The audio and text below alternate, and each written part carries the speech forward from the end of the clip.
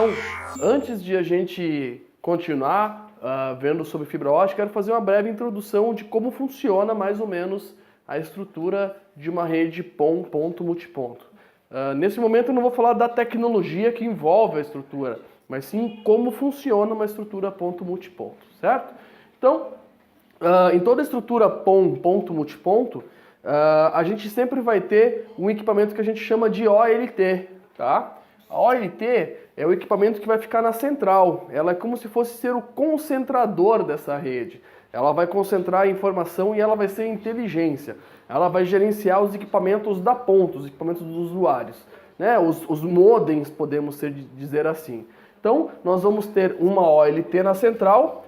A estrutura ótica, nós vamos ter fibras óticas distribuindo na rede, né, fibras óticas, e os splitters vão ser os nossos switches. Então, ao invés de a gente utilizar switch para dividir a rede ótica, nós vamos usar os splitters, aqueles componentes passivos, que não queimam, né, e que vão durar um bom tempo na nossa rede.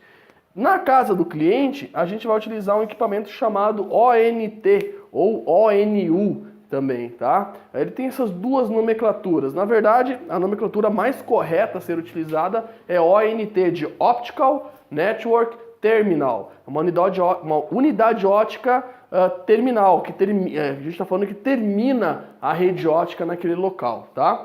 E a gente também tem uma nomenclatura que a gente pode chamar ela de ONU. Aí a gente está falando que a gente tem uma unidade ótica, uma Optical Network Unit, né? Uma unidade ótica. Então, não necessariamente, quando a gente vai ter uma ONU, a gente está falando de terminar uma rede ótica.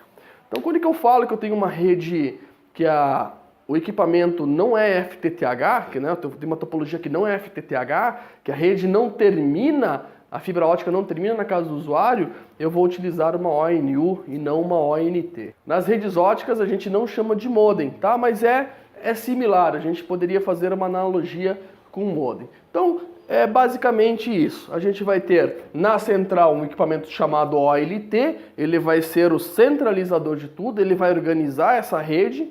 Em uma porta da OLT, a gente pode colocar até 64 ONTs, e para fazer a divisão dessa fibra ótica, ao invés de a gente utilizar switches energizados com energia elétrica, a gente vai utilizar splitters, né, aquele equipamento passivo. Para isso aqui funcionar, a gente vai utilizar uma série de ferragens e equipamentos, caixas de emenda, que nós vamos falar no próximo módulo, nós vamos falar mais detalhadamente sobre os materiais que a gente utiliza nessa rede, ok? Beleza? Até o próximo módulo.